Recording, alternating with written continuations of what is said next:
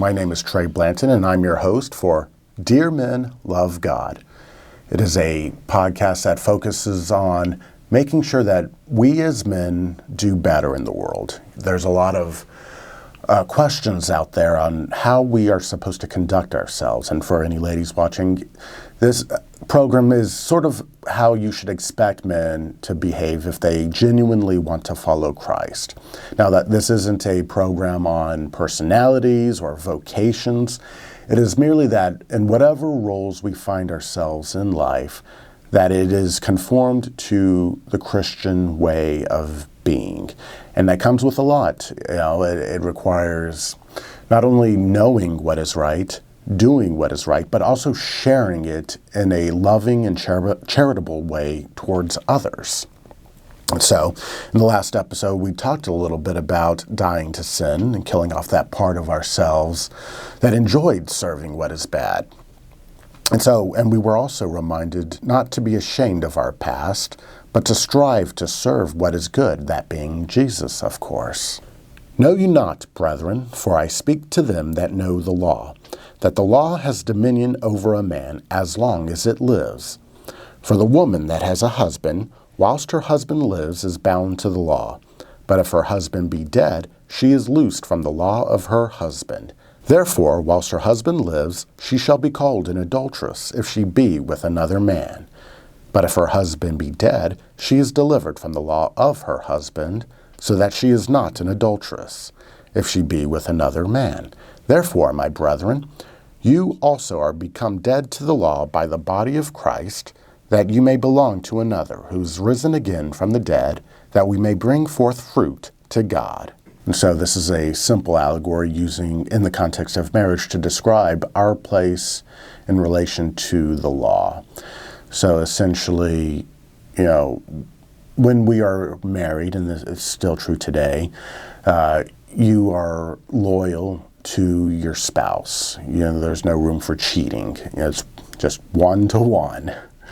But, and so that's the way it was for the law too. When you were under the law, it's like, okay, I serve the law of Moses. This is how I conduct myself.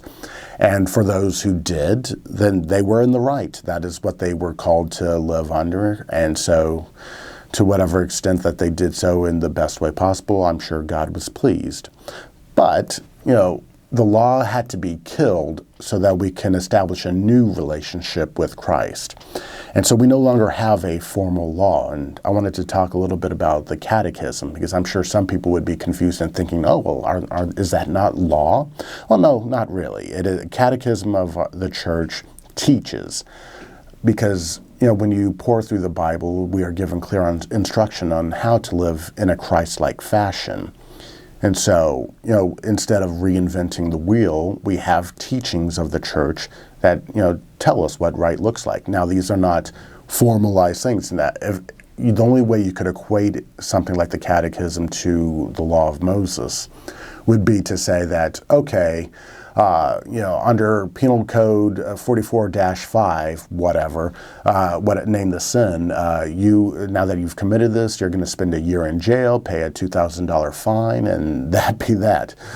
But instead, what the law of Christ looks like is a relationship. Instead of saying, okay, because I have gone against this portion of the catechism, now I'm going to be thrown in jail. No, we don't do that.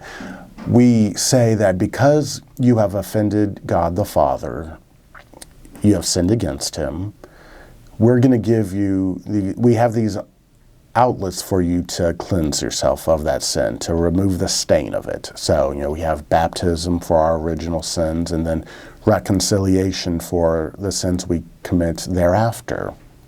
And so these things aren't punishments. It's not like, okay, I committed the crime and now I'm doing the time. No. It is merely an opportunity for us to express our contrition, how sorry we are for having sinned against God and our fellow man, and to put us in a more prayerful mood, whatever the penance would look like, and ideally it would be something that steers your mind in a direction opposite of whatever sin you committed. So, if you stole money, for example, the penance would be what I would encourage as a penance anyways would be more charitable work, giving of yourself and your time so that you're put in a mindset of giving rather than taking. For when we were in the flesh, the passions of sins, which were by the law, did work in our members, to bring forth fruit unto death.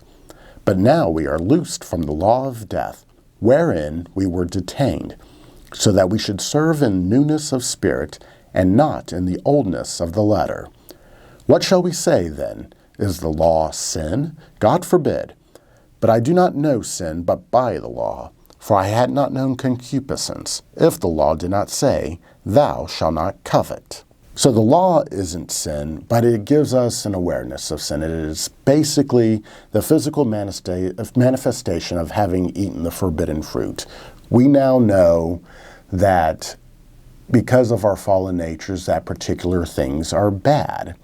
And so if we didn't have a system of law, though, if society were just complete anarchy, then there would be no higher power telling us that it is wrong to steal, to kill, to treat each other with contempt or as objects of lust. So the law taught us that these things are wrong. And so now that we know what is wrong, we have to build a society that doesn't need laws to do what is good. Because we know what right looks like. We know what's good. And so we have to encourage each other to do what is good. It's very simple. It's not complicated because if you hear the expression legislating morality, you'll hear that from some people who don't want it because, they want to live out their lives their own way. That's their burden to bear. But we as Christians also shouldn't have that be our end goal because then we're just becoming tyrants. And that's not how we do things. We teach, we instruct. It is difficult, I know, but what else are you going to do with your time? So rather than treating people as enemies, treat them as lost sheep. Because that's often the allegory that's brought to us. We are all helpless and wandering out in this world and we need guidance. And so that's how we have to be for those around us in whatever country we live in, whatever state, town, whatever. We have to focus on conversion of heart. Because if we get in this mindset of trying to legislate morality, then you're not doing any good. You're just using a cudgel. You have to be out there talking to people, engaging with them, and doing so from a place of love and respect. If you're just out there, like some sort of street corner preacher, just calling everybody sinners and you're all going to hell, well, that's not accomplishing anything. You just look like a nut job. Sorry to say it. If that seems a bit rude, I'm sorry, but and hey, that's a good example. I shouldn't be overly derisive, but it is wrong. So I apologize. And that just demonstrates how easy it is to fall into sin, become mocking. And so I need to not do that. And that's why I'm here to encourage you not to do so as well. And I'm not a perfect person. I don't expect any of you to be as well. But when we see these things creep up within ourselves, we have to stamp them down. It's very important. It's difficult, but it's what we have to pursue. But sin, taking occasion by the commandment, wrought in me all manner of concupiscence. For without the law sin was dead, and I lived some time without the law. But when the commandment came, sin revived, and I died. And the commandment that was ordained to life, the same was found to be unto death to me. For sin, taking occasion by the commandment, seduced me, and by it killed me. Wherefore the law indeed is holy, and the commandment holy, and just, and good. Was that then which is good made death unto me? God forbid. So essentially, when we are told not to do something, we sort of get an itch to do it. So if a parent were to walk into the room with a cake and tell a child, hey, can't eat this, got to wait until after dinner. Well, you've now sort of introduced, not only a temptation, but also a command saying, don't do it.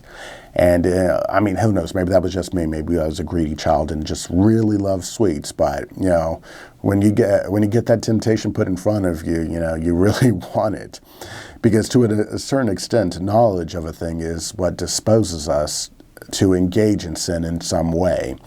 So, as another example, in a very natural sense, how would the ancient people know that a man shouldn't have 100 wives? One, on a lustful level, we're geared to want to procreate, so it would seem natural to a man to want to be with as many women as possible. It's instinctual, and if a man is capable of providing for those wives, why would he not want to do that? It builds up your family, the resources, the ability to continue on the line. It sustains itself to an extent. So it was the law that teaches us that it is wrong to just cheat on a spouse, but it established the importance of having a spouse. One-to-one relationships, one man, one woman. And so, you've introduced this concept now of, okay, we can only have one spouse. So by the law, okay, I'm only going to have one spouse, but hey, maybe I go out to cheat on my wife, go to a brothel, whatever. Just flat out disobey the law. Having the law didn't make everybody holy. There was rampant cheating, and just disregard. And then, it just didn't work, because it is Christ himself that teaches us to respect the dignity of our spouse. It's the importance of relationships, rather than just having a list of commandments saying, hey, these are the bad things, these are the good things. We recognize that we're dealing with people. We're not dealing with letters, So how we interact with people is what matters. When we learn that having a strong relationship with one person means so much more than the enterprising spirit of having 100 spouses that continues this great familial line and, just establishes a dynasty, That's not what we're called to do. We're going to die out. So many family lines die out, and you look at like the monarchies of the medieval period just struggling so hard to preserve that family line. It's like, for what? Most of them died out anyways, despite just your ceaseless striving, and they disrespected their spouses for that. They would cast aside their wives, and that's why you encounter so many of the problems that you did in the medieval period. Is because the people who were purporting to be Christians didn't carry that love within themselves. They didn't have enough trust in God that he would take care of what was right. But sin, that it may appear sin, by that which is good, wrought death in me, that sin, by the commandment, might become sinful above measure. For we know that the law is spiritual, but I am carnal, sold under sin. For that which I work, I understand not. For I do not that good which I will, but the evil which I hate that I do. If then I do that which I will not, I consent to the law, that is good. Now then, it is no more the I that do it, but the sin that dwells in me. For I know that there dwells not in me, that is to say, in my flesh, that which is good. For to will is present with me, but to accomplish that which is good, I find not. So the law describes what is holy, but our carnal desires are disordered, and so we resist. And that is why we feel guilt, but fall into temptations anyways. It's always going to be with us to some extent, unless we develop consistent habits that resist that, so that we become tempered and stronger and able to resist those things and be better. And so it isn't good enough to hate what is bad. That's what law essentially represents. We hate this sin, but we have to love also what is good. We have to struggle with the lust. It isn't enough to know that it's wrong to cheat on your spouse. You have to love your spouse more than those desires within your body that screams out for you to be with as many women as possible. Resist that. Okay? And so I can sit here and, just list off all the laws and everything and tell you, hey, this is how you're supposed to be, but that is not what we're called to do. The hope here with something like me talking about being better men is that you see in me somebody who's doing his best to live a good Christian life and wants to encourage you to be better as well. So I invite you to look at whatever it is within yourself that you struggle with and ask you to just cast it aside, lean more on Christ. Build those familial bonds with, one, your family, but also friends, strangers, God himself. We're all connected. We're all one body. And so developing that habit of respecting the various members of the body is so important. So look at the people in your life who anger you or who do wrong and try to discern what it is that causes them to do that. And then examine that with them. Explore ways that they can be better. And if society rejects what is good, how are we accomplish anything by merely telling them that they are wrong? That's why, this podcast isn't, something that's going to be hypercritical of those who reject God. Just merely trying to say that, what you're doing falls short of what is good. And I hope that in time you'll trust me enough to think, hey, maybe this guy is onto something. And so if there's anybody who, completely rejects what I'm saying, say so in the comments. Tell me why you find it so hard to accept Christ. For the good which I will, I do not, but the evil which I will not, that I do.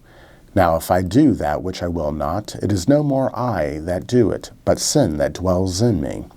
I find then a law that when I have a will to do good, evil is present with me. For I am delighted with the law of God, according to the inward man. But I see another law in my members, fighting against the law of my mind, and captivating me in the law of sin, that is in my members. Unhappy man that I am, who shall deliver me from the body of this death? The grace of God, by Jesus Christ our Lord. Therefore I myself with the mind serve the law of God, but with the flesh the law of sin. So these concepts are often what have led a few heresies back in the day, and probably still to some extent nowadays. This idea that there's a notion that anything physical is just automatically evil, and that's not true. Our bodies are what leads us to sin because we are physical creatures, and so that disordered nature within us is exercised through our body. So if it's in lust or in greed, in wrath, these things take a physical manifestation. And so when we are slaves to sin, we are slaves to that part within us that cries out in rejection of what is good. And so how do we combat that? If our own bodies are at war with what our mind desires, or if there's something within our minds that is selfishly striving for that which is bad, how do we fix that? Well, we have to continuously be in prayer, and we have to mold our habits to reflect what is good. And so under the law of God, we grow stronger by our relationships with each other. We support and encourage one another into a fuller communion with Christ. Like I said, it's all circular. We support each other, and in doing so, we increase our communion with Christ, and that just continues to fortify us and produce good. And so anytime you see somebody that's struggling with accepting Christ, accepting what is good, you have to be there for them. Like a parent to a child or a sibling to their other siblings, be there for them. Don't do so from a place of condemnation or anger or impatience, because we're all struggling to some extent in some way. And so rather than, just trying to say, hey, these are the things you got to do them, focus on why they believe the way they do, or what struggles are within them that have them wanting so badly to do what is wrong, and help them through that. And so in the next episode, we're going to learn a little bit more about why the law of Moses fails and also why the law of Christ works. And, we've already touched on that a little bit, but it has to deal with our hearts, how we execute it. And so I look forward to the next episode. I hope you will join me in that episode and along this journey. I'm having a lot of fun with it. And just being able to spend all this time in reflection on the Bible, so important to me. And I thank you for any support you can provide to keep me going as well. So thank you and God bless.